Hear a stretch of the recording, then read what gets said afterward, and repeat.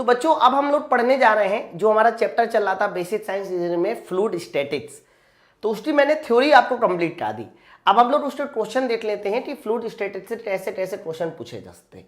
पहला क्वेश्चन देखिए, which branch of physics deals with the property of fluid at rest. आपको बताना है भौतिक की वो कौन सी शाखा है जो कह सकते हो कि हमारे विराम अवस्था में द्रव के गुणों से संबंधित है। विराम अवस्था में द्रव के गुण, वेरी वेरी इंपॉर्टेंट बात।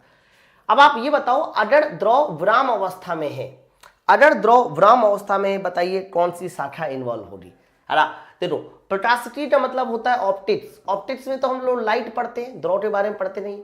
थर्मोडायनेमिक्स, ऊष्मागतिकी, सर इसमें तो हम लोग गैसों के होने वाले प्रोसेस के बारे में पढ़ते हैं, है ना। हाइड्रोस्टैटिक्स, यस, यही तो वो ब्रांच है जिसमें हम लोग स्थिर द्रवों का अध्ययन करते हैं, है ना।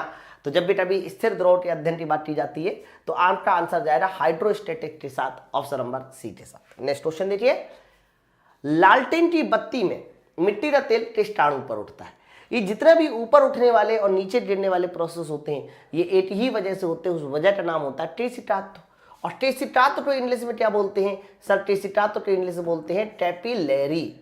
कैपिलरी, कैपिलरी या कैपिलैरिटी बोल दीजिए, लेरी अलग चीज हो जाती है, है ना। कैपिलैरिटी, तो कैपिलैरिटी वो घटना होती है, यानी टेसिटात्व वह घटना होती है जिसमें हमारा लालटेन की जो अंदर तेल भरा जाता है वो ऊपर चढ़ता है। तो इसका सही आंसर क्या हो जाएगा? ऑप्शन नंबर बी के साथ, और कोई ऑप्शन मिलते जुलते है ही नहीं। नेक्स्ट क्वेश्चन देखिए, क्वेश्चन नंबर 3 देखिए क्या है। निम्न कथनों पर विचार कीजिए। पहला कथन क्या है? पानी खून से ज्यादा गाढ़ा होता है। खून पानी से ज्यादा गाढ़ा, गाढ़ा का मतलब होता है विस्टस। गाढ़ा का क्या मतलब होता है? विस्टस। और उनकी तुलना नहीं की जाती, they can not be compared, आपको बताना है। तो बच्चा, खून और पानी में याद रखना खून की डेंसिटी ज्यादा होती है। मैं आपसे पूछूं अगर खून और पानी में से कौन ज्यादा गाढ़ा होता है तो खून ऑब्वियस सी बात है ज्यादा गाढ़ा होता है। तो खून ज्यादा विस्टस है, ब्लड इज मोर देन विस्टस, बस यही उत्तर सही होगा। कंपेरिजन की जा रही है इसलिए ये भी उत्तर गलत, और बच्चा ये वाला उत्तर तो गलत है। तो इसका सही आंसर जाएगा ओनली 2 के साथ। ओके, तो याद रखना ये हमारा आया हुआ प्रश्न है, थोड़ा इंपॉर्टेंट क्वेश्चन रहेगा। आगे बढ़ते हैं नेक्स्ट क्वेश्चन, क्वेश्चन नंबर 4। निम्नलिखित में से कौन पाइपलाइन के माध्यम से तेल परिवहन की दक्षता को प्रभावित करता है? निम्नलिखित में से कौन पाइपलाइन के माध्यम से तेल परिवहन की दक्षता को प्रभावित करता है? अब आप बताओ, तेल परिवहन, तेल परिवहन का मतलब ये क्या हुआ कि तेल इस तरह से बैठ रहा था, बह रहा था, और तेल के बहने की दक्षता को बताइए कौन प्रभावित करता है। एक बात हमेशा याद रखना, दक्षता को प्रभावित करने वाला जो फैक्टर होता है वो घर्षण होता है। दक्षता को प्रभावित करने वाला फैक्टर घर्षण होता है, ठीक है।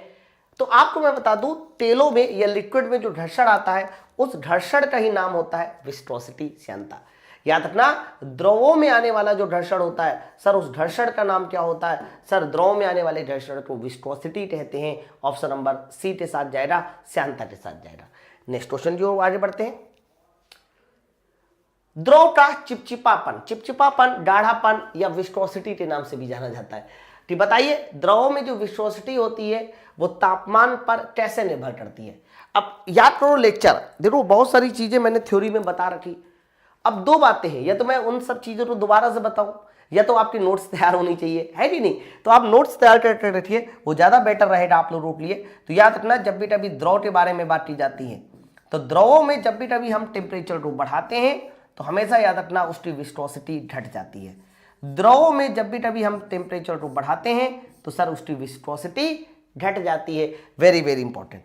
लेकिन अगर यही बात गैसों में पूछी जाती तो गैसों में ध्यान रखना, जब भी कभी हम लोग टेम्परेचर को बढ़ाते हैं तो गैसों में टेम्परेचर को बढ़ाते समय सर उसकी विस्कोसिटी क्या हो जाती है? बढ़ जाती है, ठीक है। तो इन्होंने सिर्फ द्रव के बारे में पूछा है, तो तापमान में वृद्धि के साथ घट जाती है, ये इसका सही उत्तर जाएगा ऑप्शन नंबर बी के साथ। नेक्स्ट क्वेश्चन जोड़ देखिए, श्यानता का विमी सूत्र बोला जा रहा है कि बताइए इनमें से कौन विस्कोसिटी का विमी सूत्र है? तो बच्चा, श्यानता का विमी सूत्र बताना है तो मुझे विस्कोसिटी का मात्रक भी पता होना चाहिए। बिना मात्रक, बिना यूनिट के कुछ नहीं हो सकता। न्यूटन सेकेंड प्रति मीटर स्क्वायर, बताइए। तो एक काम करते हैं ना, इसका विमी सूत्र से हम लोग कैलकुलेशन को सॉल्व करते हैं। देखो, न्यूटन का मतलब क्या होता है? Kilogram metre per second square. एक काम करते हैं, न्यूटन को भी खोल लेते हैं। न्यूटन का मतलब होता है kilogram metre per second square, और सर ये कितना होता है, सर ये होता है second divide by metre square, यही होता है। तो आप मुझे बताइए जल्दी से फटाफट, तो 1 सेकेंड से 1 सेकेंड कैंसिल, देख रहे हैं ना, 1 मीटर से 1 मीटर कैंसिल। तो फाइनली बचा क्या सर, बचा किलोग्राम, और नीचे क्या बचा सर, नीचे बचा metre second, kilogram metre second. अगर मैं इसको विमा सूत्र बनाऊं तो m ले एल की पावर -1 टी की पावर -1, m एल की पावर -1 टी की पावर -1, ये उत्तर सही है। और ऐसा दिखने वाला कौन सा उत्तर है सर, ऐसा दिखने वाला देखो ऑप्शन नंबर सी है। तो प्रश्न कठिन नहीं होते, बस हमें समझना पड़ता है कि उन प्रश्नों को लगाना कैसे। ठीक है, चलो नेक्स्ट क्वेश्चन, क्वेश्चन नंबर 7वां देखिए।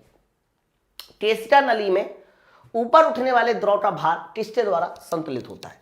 बहुत बढ़िया क्वेश्चन बोला गया।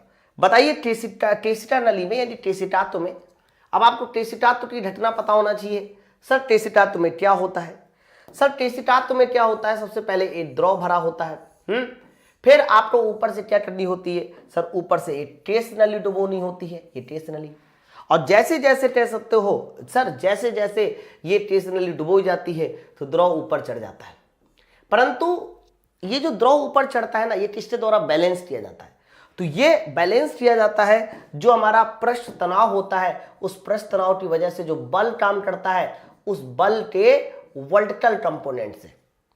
भाई हॉरिजॉन्टल कंपोनेंट तो एक दूसरे से कैंसिल आउट हो जाते हैं, भाई एक इधर वाला एक इधर वाला, लेकिन जो वर्टिकल कंपोनेंट होते हैं वो पूरी परिधि में जुड़ जाते हैं, है ना। कभी इंटरमिस्टर डेरिवेशन कीजिए तो आपको पता चलता है, लेकिन हम लोग सिलेबस में डेरिवेशन नहीं है, लेकिन हम लोग को नॉलेज तो है ना कि हाँ भाई वर्टिकल कंपोनेंट की वजह से ये इसके भार को बैलेंस कर लेता है।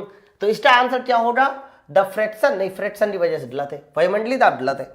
पृष्ठ तनाव के कारण बल का ऊर्ध्वाधर घटक, पृष्ठ तनाव के कारण बल का ऊर्ध्वाधर घटक, सर यही वो होगा जो इसके भार को बैलेंस कर देगा, ऑप्शन नंबर सी के साथ। नेक्स्ट क्वेश्चन देखिए 8वां नंबर।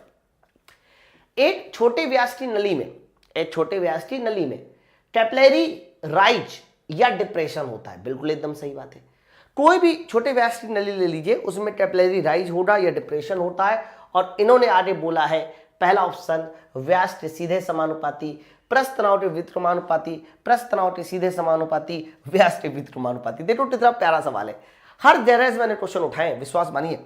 देखो क्वेश्चन का सेटिंग भी बड़ा जरूरी होता है, बिना उसके हम लोग आगे नहीं बढ़ सकते, है ना। हमने जो पढ़ रखा है, जब तक ये नहीं जानेंगे कि उससे क्वेश्चन कैसे पूछे जाते हैं, तब तक देखो मजा नहीं आता है कि नहीं। तो मैं आपको बता दूं, जब भी कभी आपसे पूछा जाता है कि चढ़े हुए अथवा उतरे हुए द्रव की ऊंचाई का फॉर्मूला क्या होता है, 4 sigma cos theta divide by rho g D, 4 sigma cos theta divide by rho g D. तो आप देख पा रहे होंगे कि सिग्मा लगा दीजिए या पृष्ठ तनाव को टी से भी शो करते हैं ना, आप कंफ्यूज मत होना। तो H directly proportional sigma, sigma ही पृष्ठ तनाव होता है, कई बार मुझे ये वाला फॉर्मूला याद रहता है ना। और आप देखिए H directly proportional to 1/d, diameter के इनवर्सली है मतलब। तो व्यास के सीधे समानुपाती गलत, सर व्युत्क्रमानुपाती है। पृष्ठ तनाव के व्युत्क्रमानुपाती गलत, पृष्ठ तनाव के समानुपाती है। पृष्ठ तनाव के सीधे समानुपाती, यस ये एकदम सही है। व्यास के व्युत्क्रमानुपाती, अरे सर ये भी सही हो गया। अब क्वेश्चन बनाने वाले को पता है कैसा क्वेश्चन बनाना चाहिए था, क्वेश्चन बनाने वाले को ऐसा क्वेश्चन बनाना चाहिए था कि आप इसको नंबर 1, नंबर 2, नंबर 3, नंबर 4 इस तरह से कर देते, या चलो ABCD ही रहते नहीं देते। पहला ऑप्शन बनाते ए नंबर कि पहला और दूसरा सही है, या A और B सही है, फिर बनाते सर B और C सही है। कोई बात नहीं बनाया, लेकिन आपको लॉजिक तो पता चल गया कि C और D दोनों आंसर सही है। क्लियर है ना। तो ये वाला प्रश्न जो है ना एक ऐसा आया जिसमें दोनों आंसर सही है और सही होने भी चाहिए। ठीक है, चलो नेक्स्ट क्वेश्चन देखिए, ये वाला क्वेश्चन देखिए 9वां नंबर। क्या बोला जा रहा है, थोड़ा ध्यान से पढ़ना। बोला जा रहा है कि खुले पात्र में रखे पारे में एक टेस्ट नली डाली जाती है। अब मुझे बताओ, अगर कोई भी खुला पात्र है, जैसे कि मान लीजिए मेरे पास कोई खुला बर्तन है और उस खुले बर्तन में क्या भरा हुआ है, सर उस खुले बर्तन में आपने एक टेस्ट नली डुबोई, एक टेस्ट नली। और बताइए बर्तन में भरा क्या है, सर बर्तन में भरा हुआ है पारा। क्या भरा हुआ, पारा, ये सर पारा रहा। तो आपको पता है कि पारा हमेशा नीचे उतरता है, सर पारा हमेशा नीचे उतरता है, इस बात को याद रखना, नीचे उतरा। ठीक है, तो इन्होंने बोला है ट्रेस नली डाली जाती पारे में। पहला पॉइंट देखिए, कथन क्या है, ट्यूब के अंदर का स्तर, ट्यूब के अंदर पारे का स्तर बाहर पारे के स्तर से ऊपर उठ जाता है। ट्यूब के अंदर पारे का स्तर बाहर के स्तर से ऊपर उठ जाता है, सब गलत।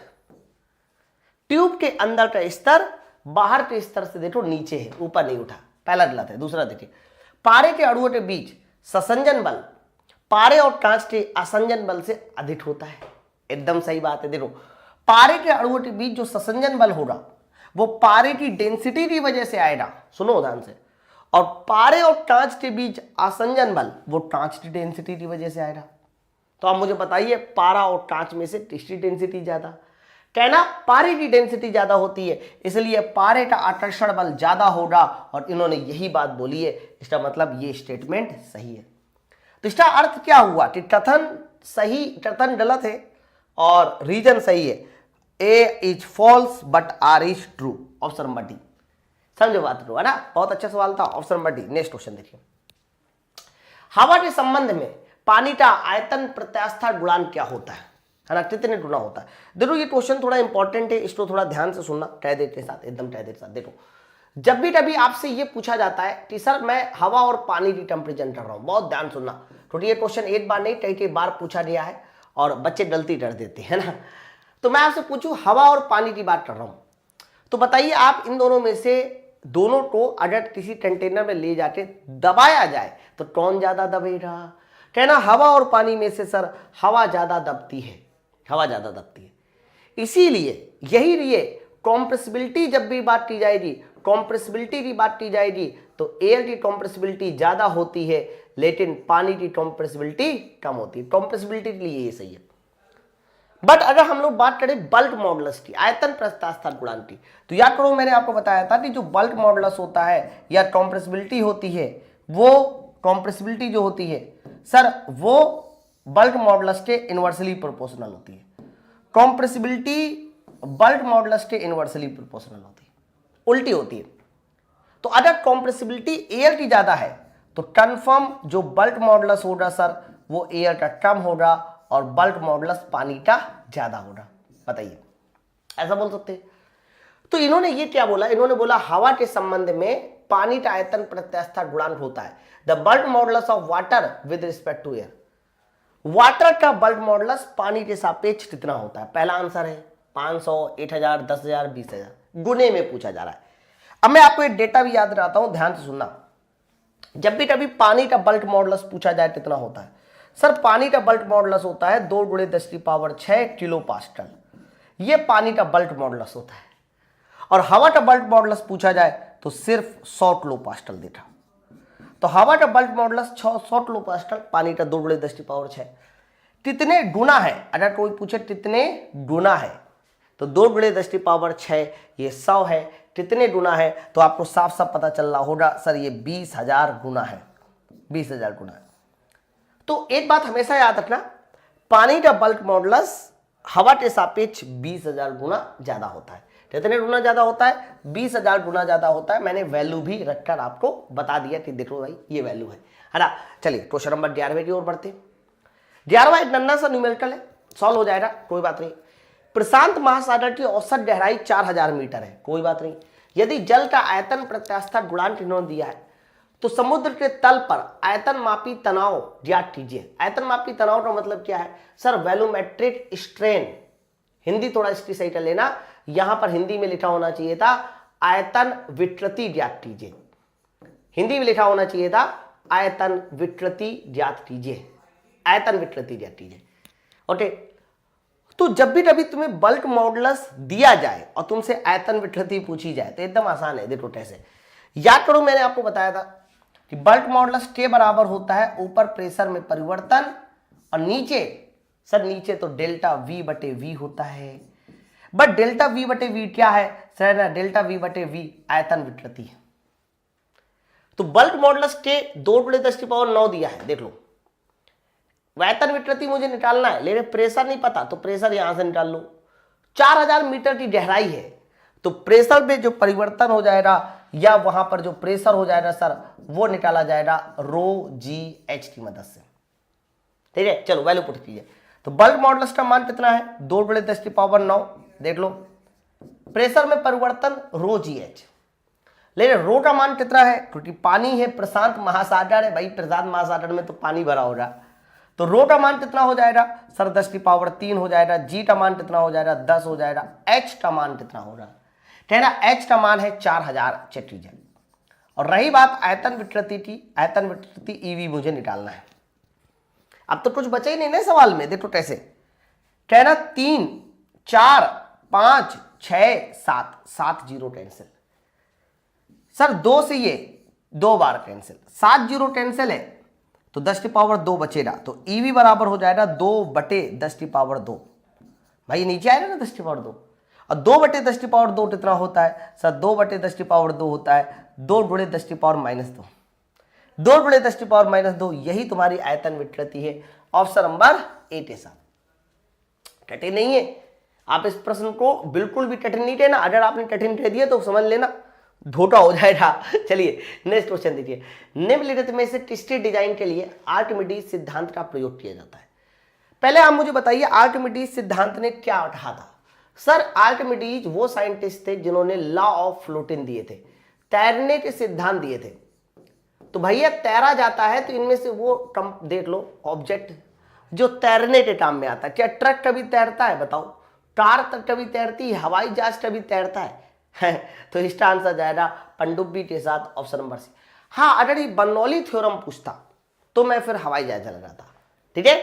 तो इन्होंने केवल और केवल आर्किमिडीज के बारे में पूछा था, यही रीजन है कि इसका आंसर जाएगा पनडुब्बी के साथ, क्योंकि पानी में चलने का काम सिर्फ और सिर्फ पनडुब्बी का होता है, ठीक है। चलो नेक्स्ट क्वेश्चन देखिए, बुलबुल, बुलबुल नहीं होना चाहिए। अब हमारे टाइपराइटर साहब पे मगन रहते हैं लड़कियों के ख्यालों में, बुलबुल लिख दिया, बल यहाँ होना चाहिए था बुलबुला।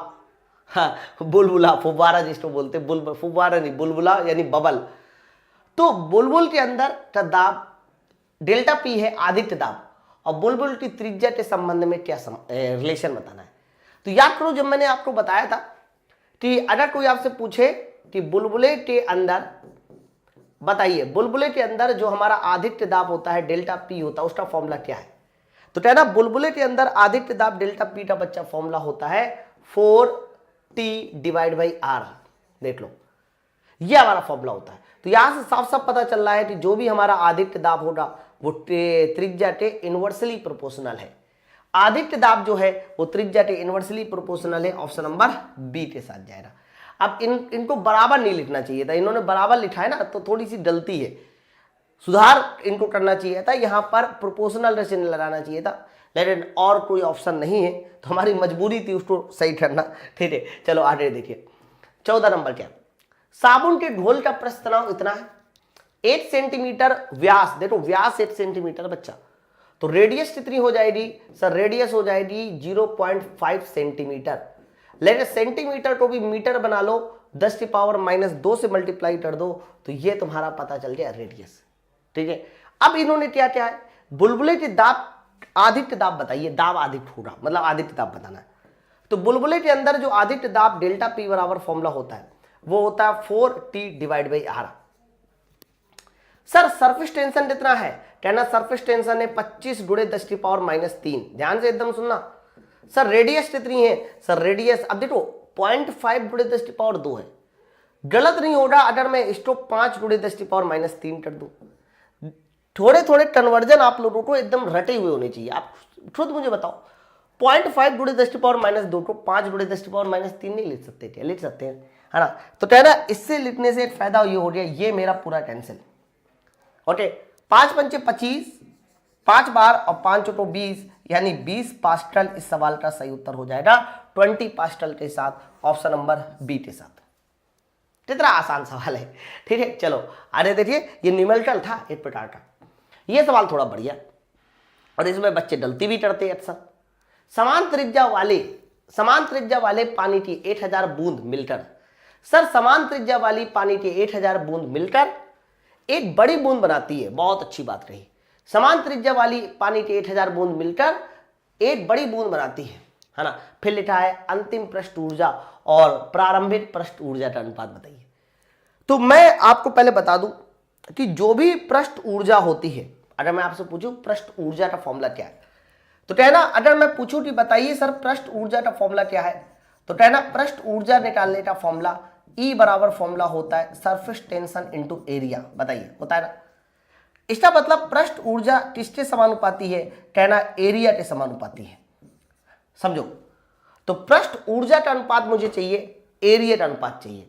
लेकिन अगर बूंद बन रही है तो बूंद का एरिया होता है 4 pi R square. 4 pi R square, 4 pi को मारो गोली, यानी जो भी पृष्ठ ऊर्जा का अनुपात होगा वो त्रिज्या का स्क्वायर होगा। बस सीधी बात है सर, त्रिज्या का क्या होगा, स्क्वायर होगा। बट थोड़ा सा ध्यान से सुनना। सवाल देखो क्या था, समान त्रिज्या वाली पानी की 8000 बूंदे, पानी की 8000 बूंदे हमने ली, पानी की 8000 बूंदे ली समान त्रिज्या वाली। सर इनकी त्रिज्या जो है कितनी मान लो, सर इनकी त्रिज्या स्मॉल आर मान लो। फिर बोला जा रहा है बूंदे मिलकर एक बड़ी बूंद बना लेती है, ये एक बड़ी बूंद बना ली। बड़ी बूंद की त्रिज्या कितनी मान लीजिए 8000, त्रिज्या आर, इनकी इसकी त्रिज्या स्मॉल आर, इसकी कैपिटल आर। संख्या कितनी थी सर इसकी, सर इसकी संख्या थी पूरी की पूरी 8000 संख्या थी। थोड़ा सा इसको अलग कलर से लिखते नहीं तो कंफ्यूज हो जाओगे ना। संख्या कितनी है बूंद की संख्या 8000 है। फिर याद करो मैंने आपको बताया था कि जब भी कभी आपकी n बूंदें इस तरीके से निकलती है तो जितनी भी संख्या हो सर उस संख्या का तुम घनमूल ले लेना और इनटू स्मॉल आर कर देना। तो बताइए कैपिटल आर और स्मॉल आर में कितना संबंध हो जाएगा, कैपिटल आर स्मॉल आर बराबर 10 आर हो जाएगा। फिर क्या बोला जा रहा है, अंतिम पृष्ठ ऊर्जा और प्रारंभिक पृष्ठ ऊर्जा का अनुपात बताइए। तो अंतिम का मतलब बड़ी बूंद और प्रारंभिक मतलब छोटी बूंद। तो अगर मुझे ये आंसर निकालना है दैट मीन्स अंतिम पृष्ठ ऊर्जा और प्रारंभिक पृष्ठ ऊर्जा का अनुपात निकालना है। अंतिम, देखना ध्यान से, अंतिम सर अंतिम पृष्ठ ऊर्जा और इधर क्या है सर, इधर है प्रारंभिक पृष्ठ ऊर्जा। सर इसका अनुपात निकालना मुझे, तो कहना ये अनुपात तो त्रिज्या के स्क्वायर के बराबर आ जाएगा। तो वहां पर बड़ी बूंद है अंतिम में, तो त्रिज्या के स्क्वायर आर स्क्वायर, बड़ी बूंद की संख्या 8 है इंटू 8 आगे करोगे। छोटी बूंद की बात करते हैं, सर छोटी बूंद की त्रिज्या तो स्मॉल आर स्क्वायर है, लेकिन छोटी बूंद की संख्या कितनी है 8000, तो 8000 से तुम्हें मल्टीप्लाई कराना पड़ेगा भैया। हाँ अरे भाई एक त्रिज्या आर स्क्वायर तो कितनी बूंदे 8000, 8000 से मल्टीप्लाई करो। फिर आपको ये लॉजिक लगाना पड़ेगा आर बटे कैपिटल आर कितना हो जाएगा, कैपिटल आर बटे स्मॉल आर सर 10 है। तो अरे कैपिटल आर स्क्वायर बटे आर स्क्वायर निकाला जाएगा, 10 का स्क्वायर हो जाएगा, 10 का स्क्वायर ऊपर बटे 8000 हो जाएगा। देख लो जिसकी वजह से यह अनुपात कितना हो जाएगा सर, यह अनुपात हो जाएगा 8/10 है ना। तो अंतिम पृष्ठीय ऊर्जा और प्रारंभिक पृष्ठीय ऊर्जा का जो अनुपात आ गया सर वो कितना आ गया 8/10 आ गया। कितना आसान, कितना इजी कॉन्सेप्ट है ना। तो 8/10 इस प्रश्न का सही उत्तर होगा। इसको सीख लीजिए बच्चा, क्योंकि ये क्वेश्चन बहुत काम में आएगा और हमेशा इस क्वेश्चन में गलती होती है, न्यूमेरिकल होता है। इसमें कई बार क्या होता है इतना सही सवाल बन जाता है, ओके, कई बार इससे क्वेश्चन बन जाता है, और याद रखना कई बार पूरा क्वेश्चन भी पूछ सकता है। आगे बढ़ते हैं नेक्स्ट क्वेश्चन की ओर। ये हमारा नेक्स्ट क्वेश्चन रहा। बोला जा रहा है कि दो साबुन के बुलबुले के अंदर का दाब 1.01 और 1.02 है, उनके आयतन का अनुपात बताइए। बड़ा अच्छा सवाल है ना। इन्होंने ये बोला है कि दो साबुन के बुलबुले के अंदर का दाब डेट मीन्स P1 बराबर 1.01 बार, बहुत ध्यान से सुनना है ना। और इन्होंने वायुमंडल बोला है, वायुमंडल को हम लोग बार में नहीं शो करते, वायुमंडल को हम लोग ATM में शो करते। और दूसरे साबुन के बुलबुले के अंदर का जो दाब है वो 1.02 ATM है। अब बड़े ध्यान सुनना, आपको पता है कि एटमॉस्फेरिक प्रेशर कितना होता है, तो एटमॉस्फेरिक प्रेशर होता है सर 1 ATM, एटमॉस्फेरिक प्रेशर होता है 1 ATM। तो आप मुझे एक बात बताइए कि अगर मैं आपसे पूछूं कि पहले जो साबुन का बुलबुला था उसका एक्सिस प्रेशर डेल्टा P1 क्या होगा, और दूसरा साबुन का बुलबुला जो आपका एक्सिस प्रेशर डेल्टा P2 कितना होगा। तो डेल्टा P1 निकालने के लिए आप P1 में से 1 ATM घटा दो, कितना बचेगा, तो 0.01। देख लो डेल्टा P2 निकालने के लिए 1.02 में से 1 ATM घटा दो, कितना बचेगा सर 0.02। अगर मैं इन दोनों का बच्चा डिवाइड करा देता हूं ऐसे, देख लो, तो मुझे यहां से पता चल जाएगा इसका अनुपात, यानी मुझे एक्सिस प्रेशर का अनुपात पता चल गया। लेकिन इन्होंने क्वेश्चन क्या बोला था सर, इन्होंने आयतन का अनुपात पूछा। कोई बात नहीं, ठहरिए, सवाल कीजिए। एक्सेस प्रेशर अनुपात पता चल गया, delta P1 ratio delta P2 पता चल गया 8:2। फिर आपको ये बात पता है कि जो भी हमारा एक्सेस प्रेशर होता है वो रेडियस के इनवर्सली प्रोपोर्शनल होता है, पता है ना। अगर रेडियस के इनवर्सली प्रोपोर्शनल है, ध्यान से सुनना, और डेल्टा P1 बटे डेल्टा P2 पता है, तो मुझे बताइए R1 रेशियो R2 कितना होगा। मैं रेडियस का रेशियो निकालना चाह रहा हूं, कहना ये दोनों एक दूसरे के उल्टे हैं। और अगर मुझे प्रेशर का अनुपात पता है 8:2, रेडियस का निकालना है तो अनुपात हो जाएगा 2:8। हाँ उल्टा कर दिया मैंने, 2:8। फिर आगे बात करते हैं हम लोग सर वॉल्यूम की। Sir volume V1 ratio V2 चाहिए, वॉल्यूम V1 रेशियो V2 चाहिए। तो वॉल्यूम V1 रेशियो V2 चाहिए, तो आपको पता है कि वॉल्यूम का मतलब होता है 4/3 pi R cube. Sir pi R cube, yes very good, R cube. तो बच्चा आर क्यूब ये रहा, 2 का क्यूब 8 हो गया है, 8 का क्यूब 8 हो गया। तो फाइनली हमें पता चला वॉल्यूम का रेशियो हो जाएगा 8:1, वॉल्यूम का अनुपात हो जाएगा 8:8। ठीक है, तो सही आंसर ऑप्शन नंबर सी, काफी बढ़िया सवाल था। नेक्स्ट क्वेश्चन देखिए, देखो न्यूमेरिकल इसलिए रखे गए ना ताकि न्यूमेरिकल की अपनी प्रैक्टिस हो जाए। क्वेश्चन तो सब लोग सॉल्व कर लेते हैं। देखिए क्वेश्चन क्या है, एक केसिका नली में पानी 8 सेंटीमीटर ऊंचाई तक चढ़ता है, वेरी गुड। यदि नली की त्रिज्या घटाकर आधी कर दी जाए तो नली में पानी की ऊंचाई होगी। इन्होंने कहा त्रिज्या तो सर आधी कर देना है, तो आप मुझे बताइए जरा, त्रिज्या तो आपने कहा सर त्रिज्या तो आधी कर देना है, यानी 8/2 कर देना है। तो आप बताइए जब भी कभी किसी भी केसिका में, कोई भी केस नली में पानी ऊपर चढ़ता है, तो चढ़े हुए पानी की जो ऊंचाई होती है वो त्रिज्या के इनवर्सली प्रोपोर्शनल होती है। हाँ, कहना याद कैसे आएगा सर, याद करो मैंने बताया था H बराबर 4 सिग्मा cos थीटा या 4t cos थीटा, जो भी आपने पढ़ा हो, 4t cos theta divide by rho g D. अब आपको बता दें ये जो d है ना सर, ये d डायमीटर है। अगर d डायमीटर है तो आप कह सकते हो कि डायमीटर का मतलब 2r होता है, रेडियस 2r होता है, तो h डायरेक्टली प्रोपोर्शनल 1/r, उल्टा है। अब आप मुझे बताओ तुमने रेडियस को क्या किया है, कहना रेडियस को सर आपने आधा किया है। देख लीजिए सर, रेडियस अगर आधा हो गया 8/2 हो गया, तो रेडियस 8/2 होने से देखिए जो भी h है सर वो डबल हो जाएगा, जो भी h है वो डबल हो जाएगा।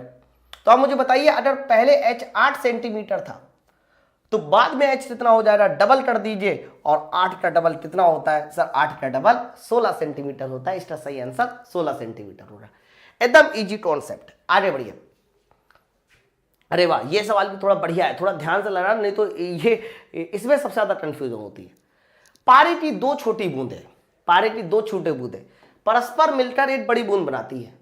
मतलब पारे की 2 छोटी बूंदें परस्पर मिलकर देखिए एक बड़ी बूंद बना ली। ध्यान सुनना, अब छोटी बूंद की जो त्रिज्या है, इन्होंने प्रत्येक की त्रिज्या कैपिटल R बोली है, परस्पर मिलकर एक बड़ी बूंद बनाती है। अच्छा, बड़ी बूंद की त्रिज्या के बारे में कुछ नहीं बोला, 2 small drop of mercury each of radius R, यानी इनकी जो रेडियस है ना सर, छोटी बूंद की ही रेडियस को इन्होंने R और R कह दिया। वैसे उस बात से मुझे बहुत ज्यादा खास मतलब नहीं है, मारिए इनको गोली, भूल जाइए इस लाइन को, इस लाइन को भूल जाइए कि ये लाइन है, उससे मुझे कोई मतलब नहीं। मैंने छोटी बूंद की त्रिज्या को R स्मॉल r मान लिया, यानी छोटी बूंद की त्रिज्या कितनी है सर, स्मॉल r है। अब बड़ी बूंद की त्रिज्या कैपिटल R। याद करो मैंने आपको कहा था कि जब भी कभी छोटी से बड़ी बूंद या बड़ी से छोटी बूंद बनती है तो कैपिटल R निकालने का फॉर्मूला होता है जो भी संख्या हो उसकी पावर 8/3 कर दीजिए इंटू स्मॉल r, ये तो होता है। तो 2 बूंद को मिला के एक बड़ी बूंद बनाई जा रही है, कैपिटल R बराबर 2 की पावर 8/3 इंटू स्मॉल r।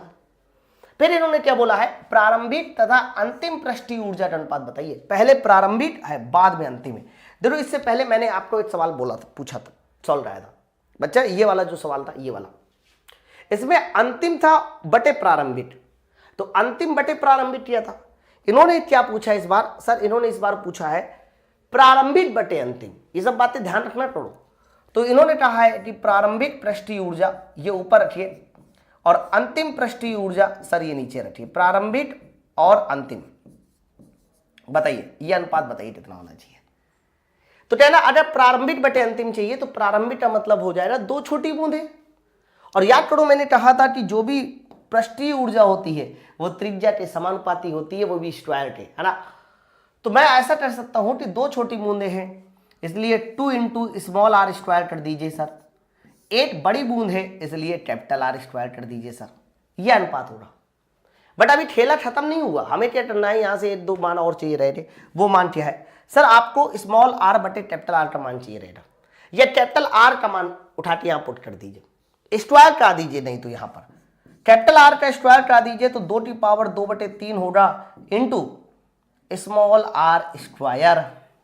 देखो बताइए, तो 2 इंटू सर ये स्मॉल आर स्क्वायर कितना है सर, इसे ऐसे ही रहने दीजिए, कैपिटल आर स्क्वायर की जगह पे 2 की power 2/3 into small r square कर दीजिए, ठीक है। अब ये टर्म देखो कैंसिल, सर यहां पर पावर 2 की पावर 8 है, नीचे 2 की पावर 2/3 है। बताइए, तो बताइए अगर ये ऊपर जाएगा तो पावर 8 में से 2/3 घट जाएगा, और अगर 8 में से 2/3 घट जाएगा तो पावर कितनी बचेगी, 8/3। तो इसका सही आंसर जाएगा, और ऊपर 8/3 है, नीचे कितना आया 1, इसीलिए सही आंसर जाएगा ऑप्शन नंबर बी के साथ। बोलो, तो सवाल कठिन नहीं था, उसी के जैसा था, बस आपको समझना था कि सवाल को अटेम्प्ट कैसे करना है। अब आप लोग जब इन सारे सवालों की आदत पड़ जाएगी ना आप लोगों को, तो ये सवाल ना ऐसे चुटकी बजाते हुए सॉल्व हो जाएंगे, ध्यान रखना, काफी स्पीड मेंटेन हो जाएगी। नेक्स्ट क्वेश्चन देखिए, क्वेश्चन नंबर 19, कोई वस्तु कब द्रव में तैरती है। इन्होंने बोला है कि कोई वस्तु द्रव में कब तैरती है, तो हमेशा याद रखना कोई भी वस्तु द्रव में तभी तैरती है जब वस्तु का घनत्व, सर जब वस्तु का घनत्व उसके द्रव के घनत्व से कम है। जब वस्तु का घनत्व द्रव के घनत्व से कम होता है, याद रखिएगा, तभी वस्तु तैरती है, तभी वस्तु तैरती है। ओके, तो पहला पॉइंट लिखा है जब द्रव वस्तु दोनों का घनत्व समान होता है, नहीं समान होने में नहीं, जब वस्तु का घनत्व अत्यधिक होता है, नहीं, जब वस्तु का घनत्व द्रव के से कम होता है, हाँ ये सही है ऑप्शन नंबर सी, जब वस्तु का घनत्व द्रव के घनत्व से कम होता है तब वस्तु तैरती है। फॉर एग्जाम्पल बर्फ, देखिए बर्फ जो है ना वो पानी में तैरती है। सर बर्फ पानी में तैरती है क्यों, क्योंकि बर्फ जो है उसका घनत्व पानी के घनत्व से कम होता है, समझो। तो बर्फ क्यों पानी में तैरती है, क्योंकि उसकी डेंसिटी पानी से कम होती है। लकड़ी, सर लकड़ी क्यों पानी में तैरती है, तो कहना लकड़ी इसीलिए पानी में तैरती है क्योंकि उसका घनत्व भी पानी के घनत्व से कम होता है।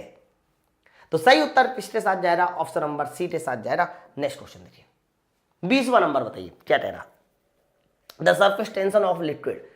आपको द्रव के पृष्ठ तनाव के बारे में बताना है तो बच्चा द्रव के पृष्ठ तनाव का फर्क एरिया पर बिल्कुल नहीं पड़ता, एरिया उस पर कभी फर्क नहीं डालता। देखो मैं आपको बताऊं, मान लीजिए मेरे पास पानी है, फिर आप उस पानी को बोतल में रखो, उस पानी को टब में रखो, उस पानी को कंटेनर में रखो, पृष्ठ तनाव नहीं बदलेगा। हाँ, लेकिन अगर आपने उस द्रव का तापमान बढ़ा दिया, अगर आपने उस द्रव का तापमान बढ़ा दिया तो याद रखना तापमान बढ़ाने से ससंजन बल कम हो जाता है, और ससंजन बल कम होने से पृष्ठ तनाव कम हो जाता है।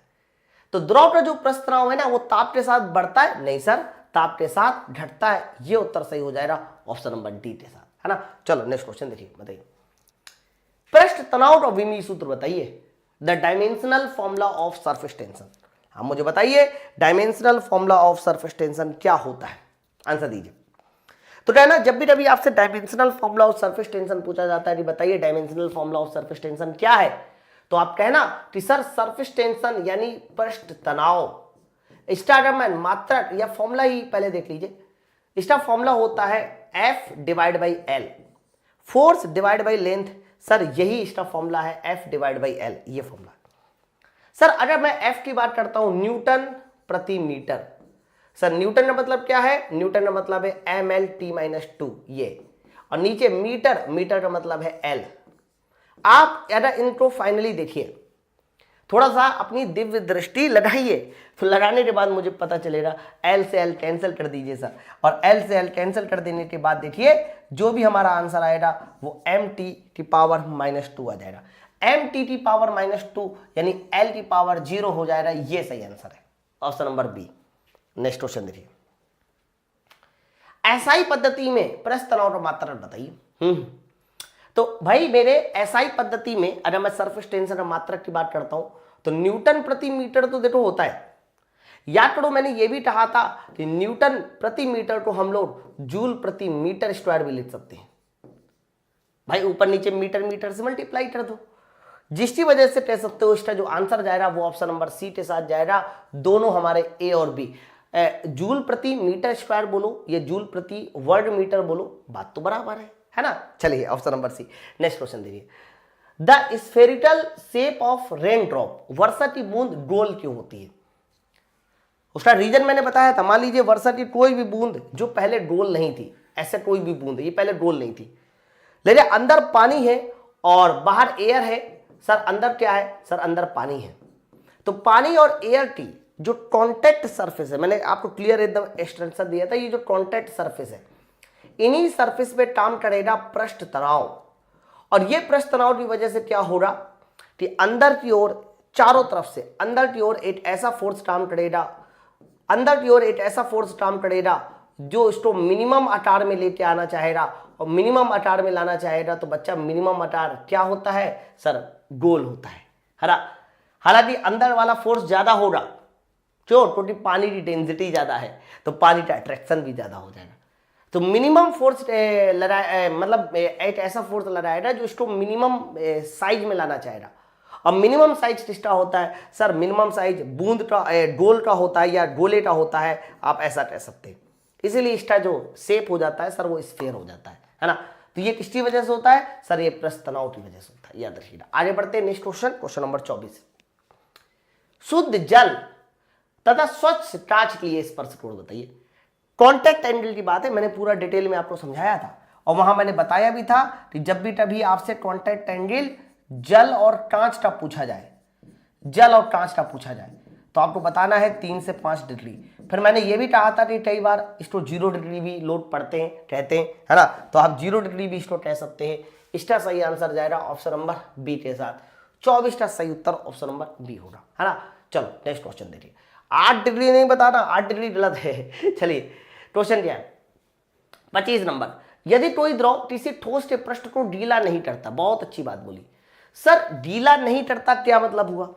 अगर कोई द्रव किसी ठोस को गीला नहीं करता, इसका मतलब यह हुआ कि उस द्रव की जो डेंसिटी होगी सर वो उस ठोस की डेंसिटी से ज्यादा होगी, यही मतलब है। यदि कोई द्रव किसी ठोस को के पृष्ठ को गीला नहीं करता, इसका मतलब द्रव की डेंसिटी ठोस से सर ज्यादा होगी, बोला जाता है ना। सर ठीक है सर, बहुत अच्छी बात है, ज्यादा होगी।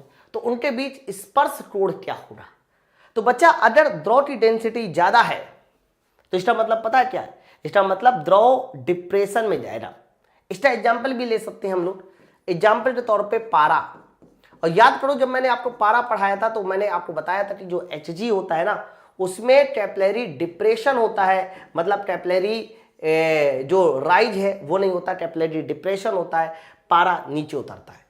बच्चा पारा जब नीचे उतरता है तो याद करो पारे के लिए जो कॉन्टैक्ट एंगल मैंने बताया था वो 90 डिग्री से ज्यादा, जहां जहां डिप्रेशन होगा वहां वहां कॉन्टैक्ट एंगल 90 से ज्यादा यानी अधिक कोण होता है। पारे के लिए तो स्पेशली मैंने बता भी दिया था कि पारे के लिए कितना होता है। स्पेशली पारे के लिए अगर कोई पूछे कि बताइए Hg के लिए कितना होता है, डायरेक्ट 128 डिग्री बताइए, क्या दिक्कत है? तो सही आंसर जाएगा इसका अधिक कोण के साथ, ऑप्शन नंबर डी के साथ। काफी पेचीदा क्वेश्चन था, जल्दीबाजी में गलत हो सकता था यह सवाल, है ना। चलिए नेक्स्ट क्वेश्चन देखिए 26 नंबर, केशिकात्व के कारण द्रव नली में चढ़ेगा यदि स्पर्श कोण। वाह भाई वाह, इन्होंने सबसे पहली एक लाइन बोली कि द्रव चढ़ेगा, ध्यान से सुनना, द्रव चढ़ेगा मतलब मुझे कैपिलरी राइज करना है। फिर याद करो मैंने आपको कहा था कि जब भी कभी कैपिलरी राइज होगा द्रव ऊपर चढ़ेगा, उस समय जो स्पर्श कोण होता है वो 90 डिग्री से कम होता है, जैसे कि पानी, है ना। तो 90 डिग्री से कम, और 90 डिग्री से कम के लिए जो सही आंसर जाएगा वो न्यून कोण के साथ जाएगा। बच्चा ये सब कॉन्सेप्ट है, जब तक आप मेरे कंप्लीट लेक्चर को नहीं देखोगे ना तब तक आप इस तरह के सवालों को हमेशा करोगे। इसलिए ध्यान रखना, ये सब आपको समझना पड़ेगा कि हमें कैसे करना है। सवाल देखिए क्या है, लोहे की एक सुई पानी पर तैरती है, इस घटना का कारण बताइए। मैंने आपको बताया था जितनी भी हल्की चीजें पानी में तैरती है, चाहे वो लोहे की सुई हो, देखो लोहा डूब जाता है सुई तैरती है, मच्छर हो, वो सब एक ही वजह से तैरते हैं और उस वजह का नाम क्या होता है? पृष्ठ तनाव, है ना। तो पृष्ठ तनाव कह सकते हो हल्की चीजों को तैराने में मदद करता है। कैसे सर? जैसे कि मान लीजिए मैंने ये द्रव की सरफेस बनाई, सर मान लीजिए ये मेरी द्रव की सरफेस है, इसमें मैंने लोहे की सुई एक डुबो दी, लोहे की सुई डुबो दी, ये लोहे की सुई हो रही है ना, ये लोहे की सुई हो रही। अब होता क्या है कि जब लोहे की सुई डुबोई जाती है तो पृष्ठ तनाव की वजह से, सर पृष्ठ तनाव की वजह से एक फोर्स काम करता है ऐसे, सर ऐसे, और यही फोर्स जो कि पृष्ठ तनाव की वजह से काम करता है सर नीचे वस्तु के भार को, सुई के भार को बैलेंस कर लेता है ना। तो याद रखना इसका जो सही आंसर जाएगा वो पृष्ठ तनाव के साथ जाएगा, ऑप्शन नंबर सी के साथ। नेक्स्ट क्वेश्चन देखिए, शुद्ध कांच की टेस्ट नली में शुद्ध जल में चढ़े स्तंभ की ऊंचाई निर्भर करती है। मतलब इन्होंने सिर्फ इतना बोला है कि जो हमारा कैपिलरी राइज होता है, बताइए वो किस पर निर्भर करता है। तो याद रखना चढ़े हुए स्तंभ की जो ऊंचाई h होती है उसका फॉर्मूला होता है 4 सिग्मा कॉस थीटा और डिवाइड बाय नीचे क्या होता है सर रो जी डी। याद रखिएगा, कांच की टेस्ट नली में चढ़े द्रव की ऊंचाई के लिए h बराबर 4 sigma cos theta divide by rho g d लगाते हो। तो radius of tube, diameter of tube आ गया तो रेडियस ऑफ ट्यूब भी आ जाएगा, सीधी सी बात है। डेंसिटी ऑफ वाटर, एकदम सही बात है। सरफेस टेंशन ऑफ वाटर, ये भी एकदम सही है, यहां पानी लिखा होना चाहिए था ना, कोई बात नहीं। तो सारे के सारे हमारे ऑप्शन सही है। इन सभी पर देख लो कहीं ना कहीं हमारा चढ़े हुए द्रव की ऊंचाई निर्भर करती है। कैसे निर्भर करती है वो फॉर्मूला आपको बताएगा। नेक्स्ट क्वेश्चन देखिए, 1 पॉइज निम्न में से किसके बराबर होता है, बताइए। 1 पॉइज निम्न में से किसके बराबर होता है, इन्होंने बोला है। ठीक है, बड़ा अच्छा सवाल है यार, 1 पॉइज किसके बराबर होता है, कंफ्यूजन क्रिएट करने वाला सवाल है। वैसे मैंने आपको बताया था कि जो 1 पॉइज होता है वो क्या होता है सर, 1 पॉइज 1 डाइन सेकेंड पर सेंटीमीटर स्क्वायर, सीधी बात है सर। पॉइज का मतलब डाइन सेकेंड पर सेंटीमीटर स्क्वायर, लेकिन जब इसी 1 पॉइज को आप न्यूटन सेकेंड प्रति मीटर स्क्वायर में बोलोगे ना, तो न्यूटन सेकेंड प्रति मीटर स्क्वायर में कितना होता है, कहना न्यूटन सेकेंड प्रति मीटर स्क्वायर में 10 नहीं सॉरी कितना हो जाएगा 0.1 होगा, 0.1, क्योंकि न्यूटन सेकेंड में 10 पॉइंट, लेकिन 1 पॉइंट में इतना। तो आप थोड़ा गौर से देखिए, इसका पहला वाला उत्तर भी सही है सर, इसका सी वाला उत्तर भी सही है, इसीलिए इसका सही आंसर ऑप्शन नंबर डी के साथ जाएगा, बोथ ए एंड सी, समझ लो। ठीक है, चलो आगे देखिए नेक्स्ट क्वेश्चन। साबुन के बुलबुले की त्रिज्या का अनुपात 8:4 है। 30 नंबर क्वेश्चन है। साबुन के 2 बुलबुले की त्रिज्याओं का अनुपात बोला जा रहा है सर, त्रिज्याओं का अनुपात 8:4 है। त्रिज्याओं का अनुपात कितना है, त्रिज्याओं का अनुपात बोला जा रहा है 1:4, ये। तब उनमें दाबांतर का अनुपात बताइए। हाँ, दाबांतर का मतलब वही एक्सेस प्रेशर। तो याद करो, जो भी बूंद के अंदर एक्सेस प्रेशर होता है सर, बूंद के अंदर एक्सेस प्रेशर वो रेडियस के इनवर्सली प्रोपोर्शनल होता है। अगर रेडियस का अनुपात इतना है तो बताइए एक्सेस प्रेशर का अनुपात इसका उल्टा हो जाएगा, यानी 4:8। इस सवाल का सही आंसर हो जाएगा ऑप्शन नंबर सी के साथ, 4:8 के साथ। सुनना है ना, चलो नेक्स्ट क्वेश्चन देखिए, क्वेश्चन नंबर 31। साबुन के 2 बुलबुले में अधिक दाबों का अनुपात दिया है। इस बार देखो इन्होंने अधिक दाबों का अनुपात दे दिया, साबुन के 2 बुलबुले में अधिक दाब का अनुपात दे दिया, और आयतन का अनुपात पूछ रहा है। तो कहना आयतन का अनुपात हम लोग बाद में निकालेंगे सर, पहले रेडियस का अनुपात निकाल ले। तो मेरे भाई अगर अधिक दाब का अनुपात 3:8 है तो रेडियस का क्या हो जाएगा उल्टा, मैं अभी यही तो बता रहा हूं उतनी देर से। तो रेडियस का अनुपात हो जाएगा 8:3 सर, रेडियस का अनुपात हो जाएगा 1:3। इन्होंने आयतन का अनुपात पूछा है लास्ट में, देखिए। तो मेरे भाई जो भी हमारा आयतन होता है वो r³ के समानुपाती होता है, 4/3 पाई r³, यही तो होता है आयतन। तो 4/3 पाई r³ है, तो r का क्यूब कर दीजिए, 1 का क्यूब 1, 3 का क्यूब 27, यानी आयतन का अनुपात हो जाएगा 8:27, ऑप्शन नंबर सी के साथ। समझ रहा है ना, बहुत अच्छा सवाल था ये भी। नेक्स्ट क्वेश्चन देखिए, अरे वाह, क्वेश्चन नंबर 32 देखिए। 2 भिन्न भिन्न तथा समान पदार्थ वाले केस नली पर एक द्रव में डुबोई जाती है। यदि भिन्न भिन्न तथा समान पदार्थ वाले केस नली एक द्रव में डुबोई जाती है, भिन्न भिन्न तथा समान पदार्थ, ठीक है, कोई दिक्कत नहीं। ऊंचाइयों का अनुपात दिया है, त्रिज्याओं का अनुपात पूछ रहा है, आसान सवाल है यार। देखो, जो भी हमारा केस नली में चढ़ी हुई ऊंचाई होती है उसका फॉर्मूला होता है 4 सिग्मा कॉस थीटा और divide by rho g D. Diameter नीचे आता है, और डायमीटर को ही अगर आपने त्रिज्या कर दिया तो यहां से साफ साफ पता चलेगा कि चढ़ी हुई ऊंचाई त्रिज्या के इनवर्सली प्रोपोर्शनल है।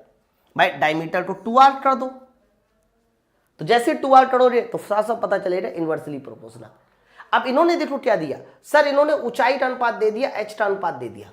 थोड़ा अनुपात को गौर से देखिए, ये 2.2 लिखा है, ये 6.6 लिखा है। तो कहना 22 दिया 66, सर ऊंचाई का अनुपात 8:3 है ना, 22 दिया 66। तो बताइए त्रिज्या का अनुपात क्या हो जाएगा, उल्टा कर दीजिए सर, 3:8। सर 3:8 ये तुम्हारी त्रिज्या का अनुपात हो जाएगा ऑप्शन नंबर बी के साथ। ठीक है, चलिए नेक्स्ट क्वेश्चन देखते हैं। किसी साबुन के घोल के बुलबुले के अंदर, किसी साबुन के घोल के बुलबुले के अंदर दाब आधिक्य निर्भर करता है या आधिक्य दाब निर्भर करता है। ठीक है, वेरी गुड। तो बच्चा आधिक्य दाब का बताइए फॉर्मूला क्या होता है साबुन के घोल के अंदर। तो कहना आधिक्य दाब का फॉर्मूला होता है 4 sigma divide by r. 4 sigma divide by r, या 4 सिग्मा पढ़ाओ या टी पढ़ाओ, कुछ भी पढ़ लो, है ना।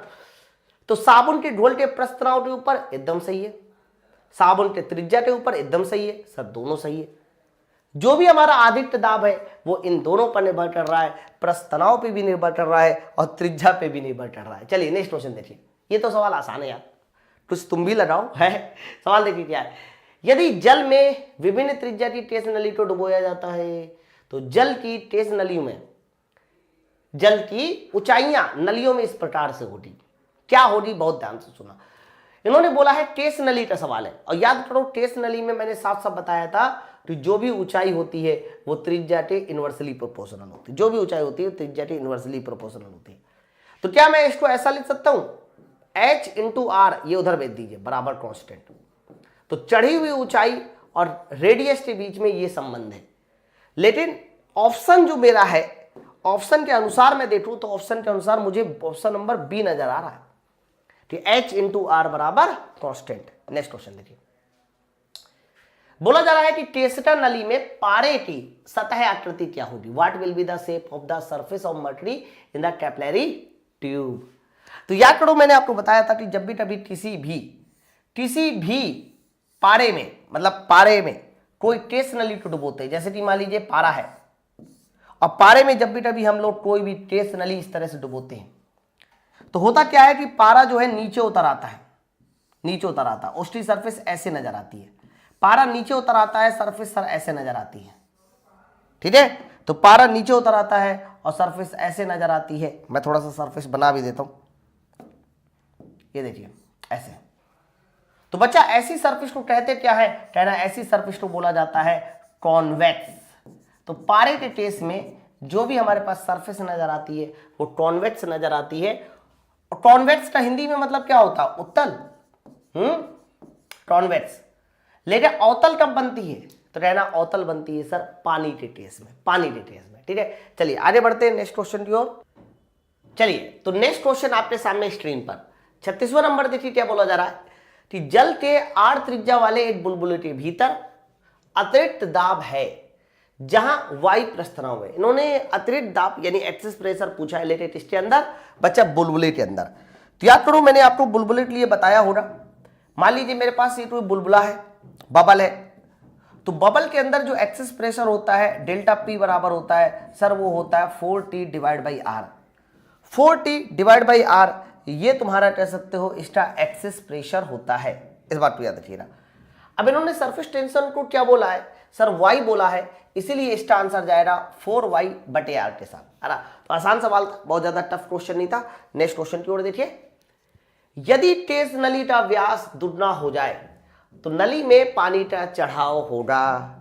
सर इन्होंने बोला है कि यदि तेज नली का व्यास डबल हो जाए तो बताइए नली में पानी का चढ़ाव क्या होगा। तो याद करो जो भी हमारा चढ़ाव होता है वो डायमीटर के इनवर्सली प्रोपोर्शनल होता है। मैंने कई बार बताया है सर, डायमीटर तो तुमने क्या कर दिया, डायमीटर तो तुमने कर दिया डबल, और जैसे डायमीटर डबल करोगे तो 1/डबल बताइए क्या हो जाएगा, कहना 1/डबल हो जाएगा आधा। सर 1/डबल हो जाएगा आधा, ऑप्शन नंबर बी के साथ जाना चाहिए इसका करेक्ट आंसर। ठीक है, चलो नेक्स्ट क्वेश्चन देखिए। लालटेन में मिट्टी का तेल बत्ती में चढ़ता है, बहुत अच्छा सवाल। लालटेन में मिट्टी का तेल बत्ती में चढ़ता है, आपको बताना है इसके पीछे का कारण क्या है। तो बच्चा वो जो ऊपर नीचे चढ़ना या उतरना होता है उसके पीछे का कारण होता है केशिका, तो है ना। तो आप टेसिटाट ढूंढो ना, तो बत्ती के अंदर तेल टेट टेसिटाट तो टेट आदर due to capillarity of inside the वीट, है ना।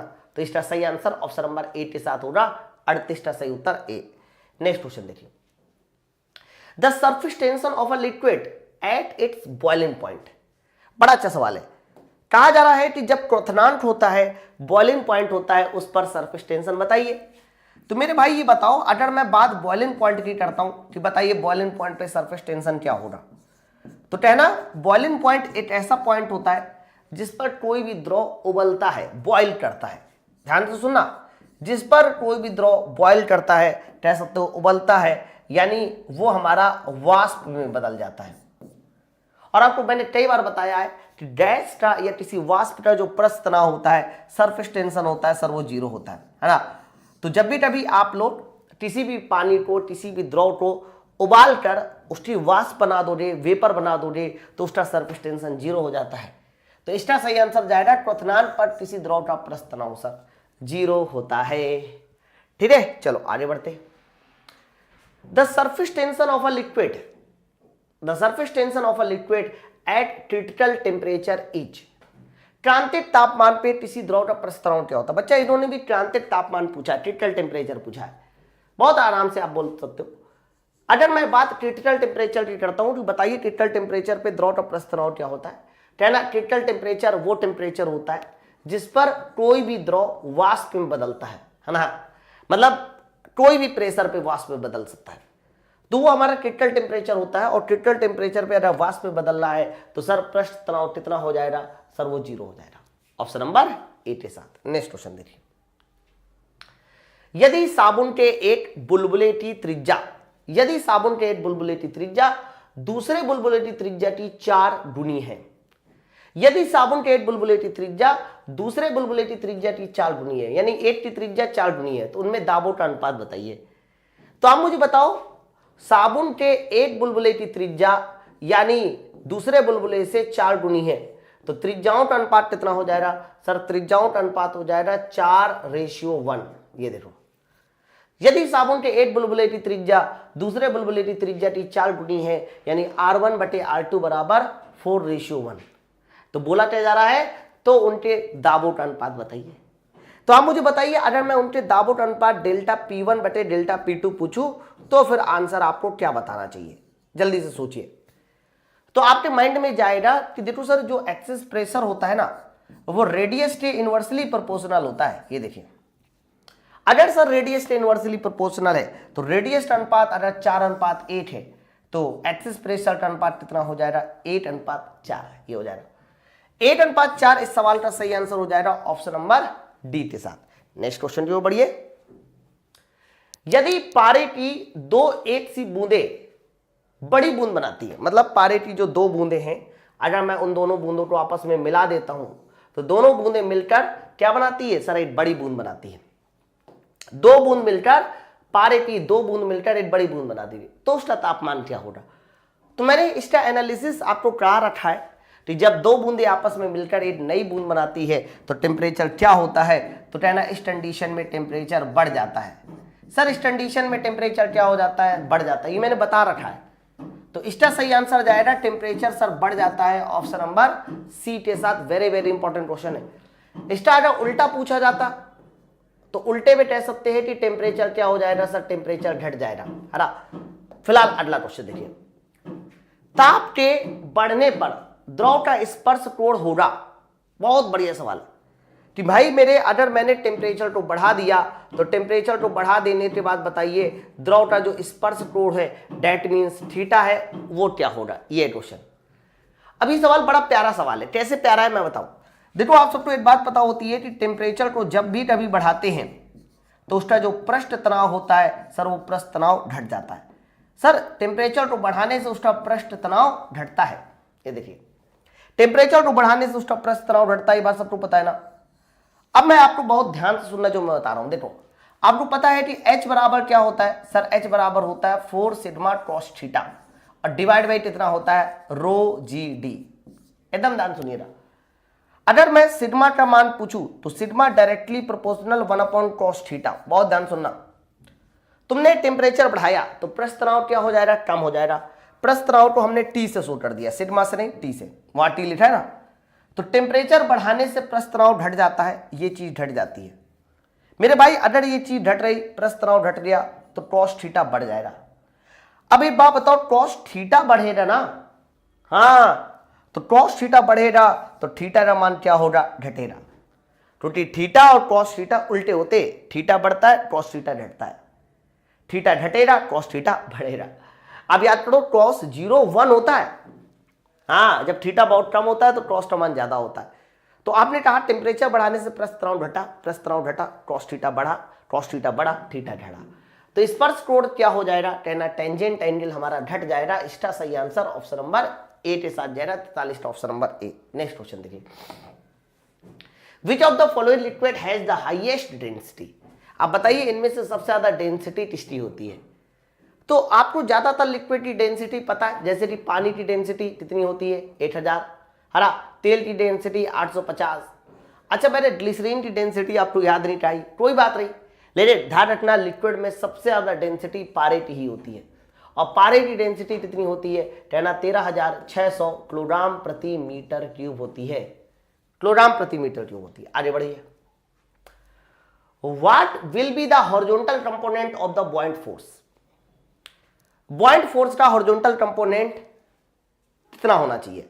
तो आप मुझे बताइए बॉइंट फोर्स कहां की ओर काम करता है। हालांकि ये क्वेश्चन अगले वाले चैप्टर में आना चाहिए था, कोई बात नहीं। तो बच्चा बॉयंसी फोर्स हमेशा कहां की ओर काम करता है, ऊपर की ओर।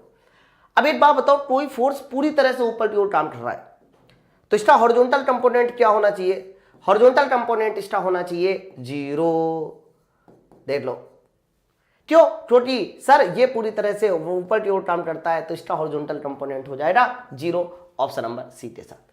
ठीक है, चलो नेक्स्ट क्वेश्चन देखिए, यदि किसी द्रव का घनत्व कांच के घनत्व से कम है, वेरी वेरी इंपॉर्टेंट, यदि किसी द्रव का घनत्व, सर यदि किसी द्रव का घनत्व, ध्यान सुनना सर, यदि किसी द्रव का घनत्व कांच के घनत्व से कम है, यदि किसी द्रव का घनत्व कांच के घनत्व से कम है, देखो यदि किसी द्रव का घनत्व कांच के घनत्व से कम है तो वह द्रव केस नली में।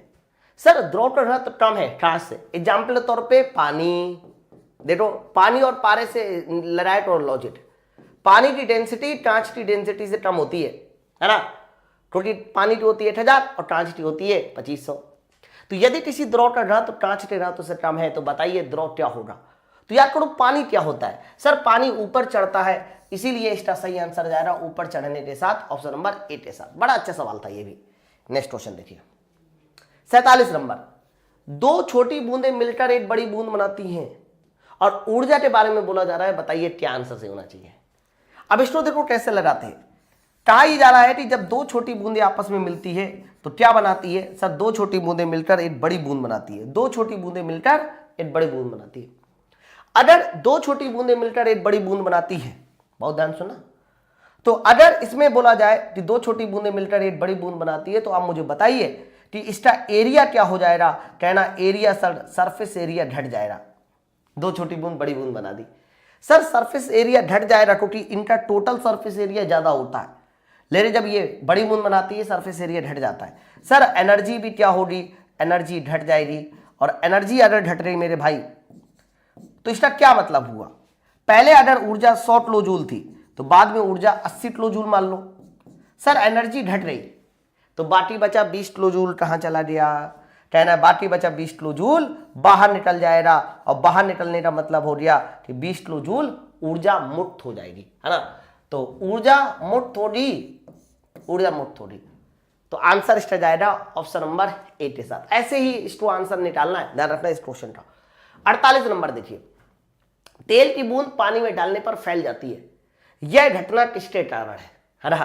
तो सुनो बड़े ध्यान से, जैसे भी मान लीजिए आपने ये सर पानी की सरफेस बनाई, ये सर पानी की सरफेस बनाई, और पानी की इस सरफेस पे मैंने तेल की एक बूंद डाली, ये देखिए ये तेल की बूंद डाली, तेल की बूंद डाली। तो मेरे भाई अगर ये तेल की बूंद डाली है तो होता क्या है कि पानी इस तेल की बूंद को अपने पास फैला लेता है ऐसे, और ये तेल की बूंद पूरे पानी में फैल जाती है। मेरे भाई अगर ये तेल की बूंद पूरे पानी में फैल जाती है तो इसका क्या अर्थ हुआ, तो कहना इसका अर्थ ये हुआ कि कहीं ना कहीं पानी की डेंसिटी ज्यादा थी, या जिसकी वजह से इसने इसको खींच लिया। और बच्चा खींचने का मतलब सीधा सीधा पृष्ठ तनाव होता है, सरफेस टेंशन होता है। तो इसका सही आंसर जाएगा ऑप्शन नंबर 8 के साथ। देखो केसिटात, श्यानता, वाष्पदाब, ये सब तो कुछ नहीं हो सकते क्योंकि ये घटना ही नहीं है ना। तो ये जो चारों तरफ की सरफेस है, इस सरफेस को कहीं ना कहीं पानी खींच लेता है, और इंटर सरफेस पे जो फोर्स काम करता है वही पृष्ठ तनाव होता है। ऑप्शन नंबर 8 के साथ। नेक्स्ट क्वेश्चन देखिए 49 नंबर, बर्फ पानी में तैरता है परंतु अल्कोहल में डूब जाता है, ऐसा तो कभी आप देखिए बर्फ को देखिए तो बर्फ हमेशा पानी में तैरता है, लेकिन बस उसी बर्फ को जब आप दारू में डालते हो तो उसमें डूब जाता है, ऐसा क्यों सर? उसके पीछे का रीजन सुनिए। देखो आपको पता है कि पानी की डेंसिटी होती है 1000। सर पानी की डेंसिटी होती है 1000, यानी पानी की डेंसिटी ज्यादा, उससे कम बर्फ की, और बच्चा उससे कम होती है तुम्हारी एल्कोहल की, उससे कम होती है एल्कोहल की। बताइए तो पानी की डेंसिटी कितनी होती है? 1000 होती है, बर्फ की 900 होती है, एल्कोहल की 850 के आसपास होती है। तो बच्चा बर्फ की डेंसिटी पानी से कम है, इसलिए बर्फ पानी में तैरता है, और बर्फ की डेंसिटी अल्कोहल से ज्यादा है, इसलिए बर्फ अल्कोहल में डूब जाता है। बस सीधा सा लॉजिक है। तो पहला है पारदर्शी होता है, फालतू का आंसर। बर्फ पानी में जमने से बनती है 8, बर्फ ठोस है जबकि 8, बर्फ पानी से हल्की है, अल्कोहल से भारी है, ये आंसर सही है भाई। हल्के और भारीपन का मतलब सीधे सीधे किससे होता है? कहना हल्के और भारीपन का मतलब सीधे सीधे होता है मेरे दोस्त डेंसिटी से, घनत्व से। तो इसका सही आंसर ऑप्शन नंबर डी के साथ जाएगा। नेक्स्ट क्वेश्चन देखिए, what is the specific unit of specific density? विशिष्ट घनत्व का बताइए मात्रक क्या है? तो भाई मेरे जब भी कभी आपसे पूछा जाए कि बताइए विशिष्ट घनत्व का मात्रक क्या है, तो कहना विशिष्ट घनत्व आरडी बराबर जो होता है वो डेंसिटी ऑफ लिक्विड और divide by density of water होता है। सर ये होता है। तो मेरे भाई ऊपर नीचे दोनों तरफ डेंसिटी होने की वजह से आप कहना इसकी कोई यूनिट नहीं होगी, no unit, option number D के साथ। नेक्स्ट क्वेश्चन देखिए अगला सवाल 51 नंबर, बहते हुए द्रव में परतों के बीच लगने वाला घर्षण क्या होता है? तो इस बात को मैंने बहुत अच्छे से आपको एक्सप्लेन किया है कि जब भी कभी कोई द्रव बहता है तो उनके परतों के मध्य फ्रिक्शन फोर्स काम करता है, घर्षण बल काम करता है, और एक्चुअली में उसी घर्षण बल को हम लोग श्यानता या श्यान बल कहते हैं। देखो जब भी कभी द्रव की परत को देखोगे ना तो ऊपर से लेकर नीचे तक सभी परतों का वेग समान नहीं होता, अलग अलग परतों का वेग अलग अलग होता है। ठीक है, इसका अलग होगा, इसका अलग, इसका अलग, इसका अलग, इसका अलग।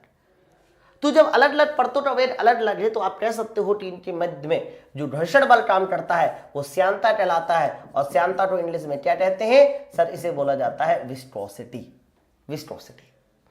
ओके, तो ऑप्शन नंबर इसका बी के साथ जाना चाहिए। नेक्स्ट क्वेश्चन देखिए 52 नंबर, थोड़ा समझना पड़ेगा क्वेश्चन, अजीबो गरीब है, थोड़ा सा बड़ा है लैंग्वेज पे। पहाड़ों पर कभी कभी व्यक्ति के नाक व मुंह से खून निकलने लगता है। सर पहाड़ों पर कभी कभी व्यक्ति के नाक या मुंह से खून निकलने लगता है, आप मुझे बताइए क्यों? ठीक, तो जब आप पहाड़ों पर जाते हैं मेरे भाई तो ऊंचाई बढ़ाने से क्या होता है? आदमी के शरीर के अंदर का जो ब्लड प्रेशर है, बीपी है, वो बढ़ जाता है। ऊंचाई में जाने पर शरीर के अंदर का ब्लड प्रेशर बढ़ जाता है, परंतु ऊंचाई में जाने पर बाहर का जो वायुमंडलीय दाब है वो घट जाता है। यही वो रीजन होता है सर जिसकी वजह से हमारे मुंह से खून निकलता है। ठीक है, ऊंचाई बढ़ाने से रक्त दाब बढ़ता है, ये एकदम सही है ना? ओके, ऊंचाई बढ़ाने के साथ, अच्छा दोनों ऑप्शन है बच्चा, जब भी कभी दोनों ऑप्शन दिया जाए तो खून निकलने के लिए आप ऊपर वाले ऑप्शन को ही टिक करेंगे। तो ऊंचाई बढ़ाने से जो रक्त का दाब है, ब्लड प्रेशर है, वो सर बढ़ जाता है। हालांकि इन्होंने अगला वाला ऑप्शन भी दिया है, वायुमंडलीय दाब घटता है, ये भी सही है, लेकिन ये दाब खून निकलने के लिए सही नहीं है। खून निकलने के लिए हमारा कह सकते हो अंदर का ब्लड प्रेशर बढ़ जाता है, ऑप्शन नंबर ए के साथ। नेक्स्ट क्वेश्चन देखिए, the property of surface tension is found. Surface tension की प्रॉपर्टी किसमें फाउंड होती है? तो याद रखना, मैंने आपको बताया भी था, पृष्ठ तनाव यानी सरफेस टेंशन सिर्फ एक ऐसी अकेली प्रॉपर्टी है जो किसमें पाई जाती है? द्रवों में, गैसों में नहीं पाई जाती, है ना? और ध्यान रखना, पृष्ठ तनाव हमेशा इंटरफेस पे पाई जाती है, ये भी एक बड़ा इंपॉर्टेंट पॉइंट है। दो ऑब्जेक्ट के, दो सब्सटेंस के इंटरफेस पर ये प्रॉपर्टी पाई जाती है, यानी जो उनकी कॉमन सरफेस है उसमें पाई जाती है। तो प्रस्थ तनाव एक ऐसा गुण होता है जो सिर्फ और सिर्फ अकेले किसमें पाया जाता है, लिक्विड में पाया जाता है, द्रव में पाया जाता है। बाकी ठोस और गैसों में पृष्ठ तनाव नहीं होता, इस बात को याद रखिएगा। गैसों का तो जीरो ही होता है, ठीक है। चलो और आगे देखिए 54 नंबर, निम्नलिखित में से कौन सी राशि का मात्रक न्यूटन पर मीटर स्क्वायर नहीं है? इनमें से वो राशि बताइए जिसका मात्रक न्यूटन पर मीटर स्क्वायर नहीं है। तो कह रहा न्यूटन पर मीटर स्क्वायर किसका मात्रक होता है सर? दाब का होता है, बताइए। तो दाब के साथ साथ प्रतिबल जिसको आप स्ट्रेस कहते हैं उसका भी होगा, यन प्रत्यास्था गुणांक यानी यन मॉडुलस उसका भी होगा। विकृति, बच्चा विकृति एक ऐसी यूनिट होती है जिसको इंग्लिश में बोलते हैं स्ट्रेन। याद रखना इसकी कोई यूनिट नहीं होती, स्ट्रेन हैज नो यूनिट। क्यों? क्योंकि सर ऊपर भी डेल्टा एल है, नीचे भी डेल्टा एल है। तो प्रश्न यही तो था, इनमें से कौन सी राशि का मात्रक न्यूटन पर मीटर स्क्वायर नहीं है? तो रहना जिसमें नहीं है वही उत्तर हमारा कौन सा है सर? वही उत्तर है तुम्हारा ऑप्शन नंबर डी, स्ट्रेन, इसमें नहीं है ना। चलिए आगे बढ़ते नेक्स्ट क्वेश्चन की ओर। कितने क्वेश्चन अभी है? बस 2-3 और बाकी। 55 नंबर देखिए, why does the oil in the lamp rise up? Lamp की बत्ती का तेल किसके कारण ऊपर चढ़ता है? ऑब्वियस बात है, ये क्वेश्चन हो चुका है एक बार। और इसका आंसर क्या है सर? इसका आंसर है टेसिटा। तो इंग्लिश में बोलते हैं इसको कैपिलैरिटी। कैपिलैरिटी याद रखना। तो कैपिलैरिटी की वजह से तेल हमारा ऊपर चढ़ता है। ऑप्शन नंबर डी के साथ। नेक्स्ट क्वेश्चन देखिए, निम्नलिखित में से किसके डिजाइन के लिए आर्किमिडीज सिद्धांत उपयोगी है? ये सवाल भी शायद रिपीट कर दिया, ये वाला सवाल एक बार हो चुका था, पनडुब्बी। ऑप्शन नंबर सी के साथ। कार, हवाई जहाज, ट्रक नहीं हो सकता। ओके, ये वाला सवाल भी रिपीट कर चुका है, कोई बात नहीं, एक दो क्वेश्चन रिपीट हो जाते कई बार क्वेश्चन को सेट करते समय। तो इन्होंने कहा है कि कोई वस्तु द्रव में कब तैरती है? तो तैरने के लिए एक ही शर्त होती है कि उसका वजन या उसकी डेंसिटी लिक्विड की डेंसिटी से कम होनी चाहिए, है ना। तो जब वस्तु का रत द्रव से अधिक होता है गलत, तब तो डूब जाएगी। जब वस्तु रत द्रव से कम होता है यस। ऑप्शन नंबर सी हमारा उत्तर सही है। ओके, तो यहां पर हम लोगों ने ये जो पहला वाला चैप्टर था फ्लूइड स्टैटिक्स, जिसमें मैंने बहुत सारी हेडिंग्स पढ़ाई हैं, इनको समझाया। अब यहां से ये चैप्टर फिनिश हो गया। अब हमारा जो नेक्स्ट चैप्टर होगा उसका नाम होगा फ्लूइड डायनेमिक्स। इसमें हम लोग थोड़ा द्रव के प्रेशर के बारे में पढ़ेंगे, हैं बर्नौली सिद्धांत पढ़ेंगे और भी बहुत सारी चीजें पढ़ेंगे, ठीक है। तो अगला चैप्टर आपको इसको मिलना शुरू हो जाएगा। बाकी अपने लेक्चर को कंप्लीट देखा, क्वेश्चन सॉल्व किए, मजा आया होगा। बगल में रेटिंग जरूर दी गई है, रेटिंग पे जाइए, क्लिक कीजिए और बताइए कि आपको ये क्लास कैसे लगी। Thank you very much.